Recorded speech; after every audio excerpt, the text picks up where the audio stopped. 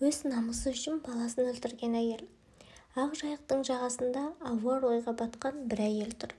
Қалың ой қамаған қасіретті жүзі солған тартып, мұң ұялаған жәудіреген жанарлары жасқа толған. Қасында 6-7 жас шамасындағы ақ көйлекті кекілі желбіреген қара бала. Бір қарағанда бұл әйел жас адам тәрізді. Керілген кең жазық маңдайлы, қаршығаның қанатындай иілген қара қасты, қарақат көзді, пісте мұрынды, жұқа ерінді. Қолтық бақтай қылып қос тарам етіп өрген қалың қара бұрымы белінен төмен түскен, ашақ жүзді ақ құба келіншек. Бірақ қайғы мен мұң жапқан қасіретті жанары мен еңсесін езген ауыр ойдың зіл салмағы оны өз жасынан әлдеқайда кәрі қып көрсетіп тұр. Өзен жақтан салқын самал еседі. Ара-арасында азау толқындар жағадағы жартастарға соғып, жал-жал болып аспанға қарай буырқана атылады. Нағыз көкте күн нұрын шашқан құлпырған күнес көктемнің ешқашан қайталанбас тамылжыған тамаша күні. Арғы бетте өзен жағалауында өзара сирек тіл қатысқан, балық аулағалы келген бірен-саран адамдар көрінеді. Тек қана осынау әсем көріністің антонимі секілді боп қан жұтқан қайғылы әйел кеудесіне мұң шерін сыйғыза алмағандай, көкірегі жалын ата күрсініп, у-ду думаннан оқшаудыр. Мүмкін бұл сәт ол әйел үшін ең бір қайғылы мезет шығар. Шындығында да бұл оның жасындай ағып өткелі тұрған жас өмірінің ең бір қайғылы кезеңі. Арпалысқа толы ғұмырының артық сәттері болатын. Әйел күні кеше болған оқыс оқиғаны есіне алғысы келмей, осыған дейінгі барлық өткен өмірін кино ленталарында тізбектеп көз алдынан өткізе бастады. Жанар осыдан 5 жыл бұрын бар жоғы 4-ақ жылға созылған кемді күн қызық дәуренді бірге сүріп, жұбайлық өмірдің жұптасқан тәтті сәттерін бірге өткізген. Қысқа ғұмырында бал жаласқан бақытты шақтарды ғана басынан кешіріп, тату-тәтті тұрып бір-бірінің бетіне жел болып тимеген, ишай десіп көрмеген аяулы жарынан айырылды. Оған дейін қыңқ етіп қиналып еш жер ауырып көрмеген күйеуі Оспан 25 жасында кенеттен қайтыс болды. Өзі де кең иықты келісті келген, келбетті де сымбатты. Мінезі де бір тоға тұйықтау, жер қозғалса қозғалмайтын сабырлы да салмақты жан еді. Тіл тиді ме, көз тиді ме, әйтеуір аяқ астынан қалпақтай ұшып жарты күн төсек тартып жатпастан мәңгілік бақиға сапар шегіп кете барды. Ол байғұс осы жанармен үйленген кезде қандай қуанды десеңші. Қара торы өңі гүл-гүл жайнап өзі ауысқан адамдай ерсілі-қарсылы сенделіп жүрген де қойған. Әйтсе де көңіл толқынысын білдіріп көп үндемеді.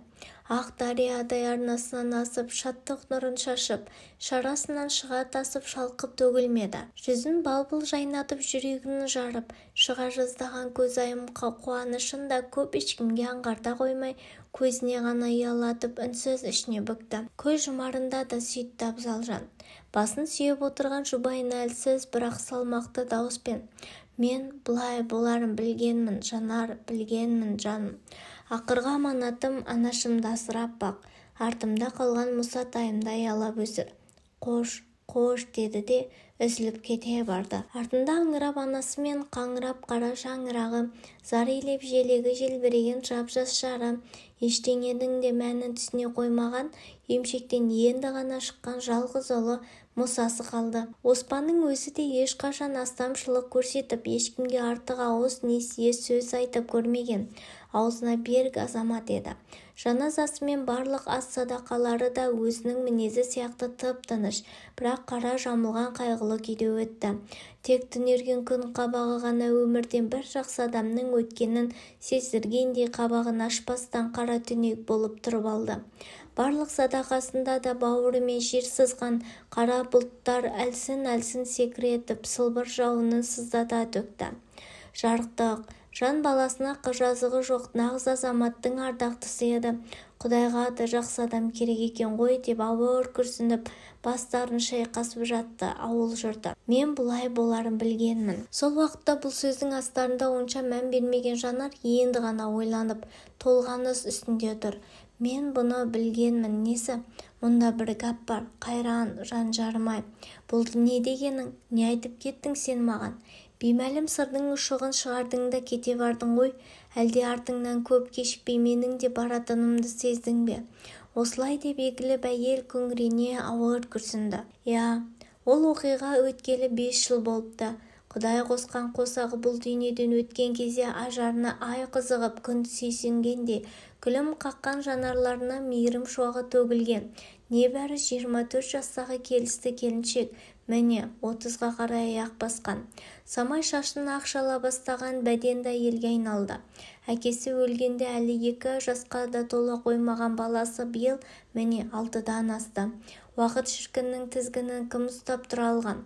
Дүниенің дүбірлі керуені қоңыраулы көшін бір сәтте де кідіртпей, ұласпалы уақыттың ұзына бойымен суша ағып желді жүйткіп, диірменнің тасындай дөңгелене зырылдап толғауы 90, тіршілік тоқсаусыз зымырайды. Жыл өткен сайын өзінің жасына жетпей жасамыс тартып бара жатқанын да, күні кеше талшыбықты ат қып мініп ауыл үйдің арасын шаңдатып, шапқылап жүрген ұлының тай құнанында жалына жасы жабысардай жасқа жетіп көз алдында өсіп кеткенде байқамапты Жанар. Әттең, тек сол ақ үй түйенің қарны жарылған, ақ жарылқап күнді көруді Алла Тағала мұның маңдайына жазбаған екенді. Әйел өзегіне әлде бір ащы өксік тығылғандай тағы да ауыр күрсінді. Қасіреттің қара бұрыштай ашуын уыстап ішкен мұңлы бейбақ өледі екенмін деп өкініп те тұрған жоқ. Тап қазір оның жанына қатты батып тұрғаны аяулы жарының ақырғы аманатын орындай алмайтындығы ғана. Кезінде қара жамылып қайғы жұтып отырып, жер басып тірі жүрсе, сол аманатты орындауға ант еткен. Амал қанша, енді міне барлығы да басқаша болып шықты. Адам ойлап пішеді, Алла бәрін шешеді деген осы екен-ау. Бір кездегі жан тәнімен тебірене отырып ант еткен уағданы шым-шытырық шиырманы көп шығарғалаң тағдыр бұзғалы тұр. Өмір қандай қатыгез еді. Бар кінә менен, не істеп не қойғанымды да білмеппін ғой. Ол оңбағанның дегеніне көнбеуім керек еді. Жақыным деп жүрсем, жаман ойлы жауыз ниетті жауым, ақ некелі жарымның ағасы деп жүрсем, арам ойын ішіне бүккен арсыз екен ғой. Оның алдап арбап өзіне шақырып арсыздықпен зорлайтынын білгенде үйіне аттап баспас едім ғой. Енді не болды? Зорланған тән, қорланған жан, атталған ар, тапталған намыс. Енді менің бұл дүниені қимайтындай соншама аяулы нем қалды? Жоқ, енді бәрі бітті. Өткенге өкінгенмен пайда жоқ. Енді ештеңе де өзгермейді. Өкінетінім асыл жарымның аманатын орындалмайтындығым ғана. Арманым сол аманатты орындау еді. Ойлай берсең өкініш көп, айта берсең арман көп. Әтсе де қатты өкінетінім негізгі арманым осы еді. Сол арманыма жете алмадым-ау. Аманатқа қиянат қылғандай болдым-ау. Қайтейін енді, тағдыр салды, мен көндім. Алла Тағала бәрін үйлестіріп әкеліп осыған дейін жеткізген шығар. Талқанымнан таусылған, сызығымнан біткен жері осы шығар. Не қылса да құдіретті күшті Құдайдан мықты емеспіз ғой. Ауыр қайғы үстіндегі Жанардың ойын ұлының сөзі бөліп жіберді.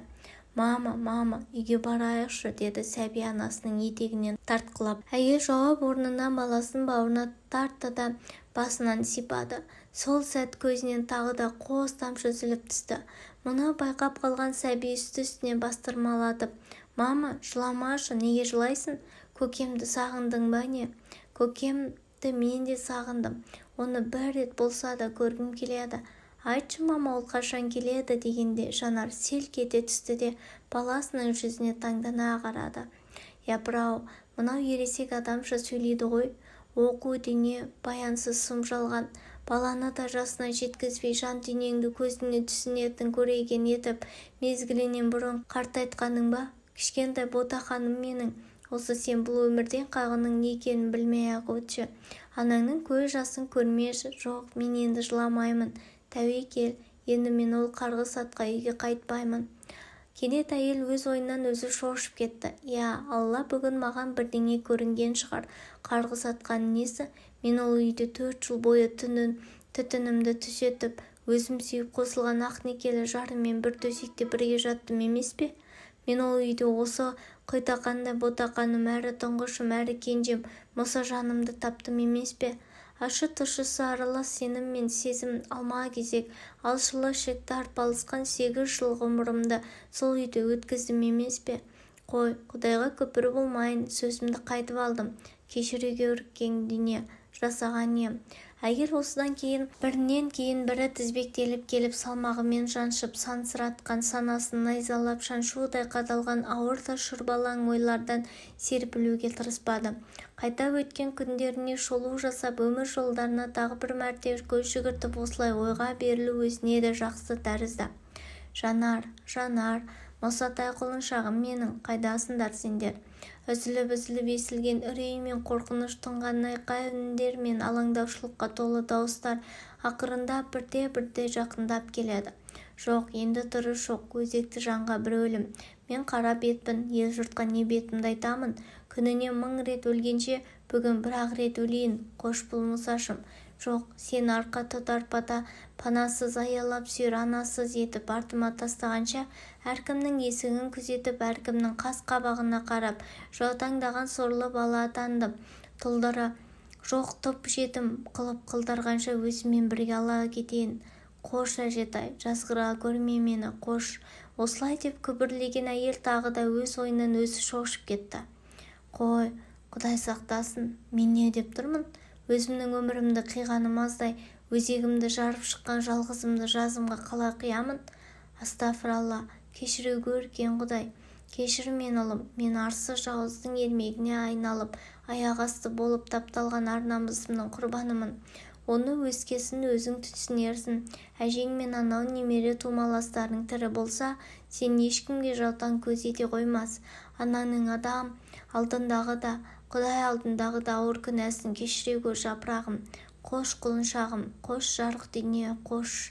Әйел баласын бауырына қыса, соңғы рет қайта-қайта аймалап, асығыс құшып сүйді де бар пәрменімен жарқабақтан секіріп өзенге қойып кетті. Бала бар даусымен бақырып, шыңғырып жіберді. Осы кезде аттылы жаяу алқынған бір топ адам да келіп жетті.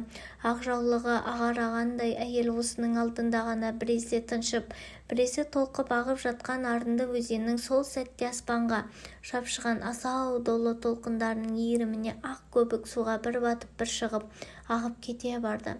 Көз алдарында болған мынау жан түршігерлік сұмдық оқиға барлығының да төбе құйқаларын шымшыратып, тұла бойларын тітіркентіп жіберді. Келіннің жаңа ғана жарқабақтан ұшып өлгенін өз көзімен көрген қара кемпір есінен ауысқандай есеңгіреп, аз кем уақыт мелшиіп жүрелеп отырып қалды да, ой байлап дауыс салып өкіріп жылап жіберді. Қой бәйбіше, сабыр ет деп жұбатты оны. Біраздан кейін жанарынан аққан жасы сақалын жуған қапсадай денелі қария. Жылама, қайда қуан, мына сәрсен сияқты 2 жүзді қара бетке қор болмай әйелдік намысын татпағанына. Ол байғұс осы сұмырай қайнағасының алдауына түсіп арбалып қалды ғой. Сен келініңді қарғама бәйбіше, одан да мына залымды қарға. Жанар келіннің өлімі нағыз қыранның өлімі, уа халайық. Түкіріңдер бетіне мына оңбағанның. Ата-бабаның әруағы атсын, ар-намыстың кесі ұрсын сен найсапта. Сөйде де шал топ адамның шетін ала сүмірейіп, өңі өрт сөндіргенде қап-қара болып түтігіп тұрған жігіт ағасының бетіне бір түкіріп ауылға қарай асыға адымдады. Өзен буырқана түсті.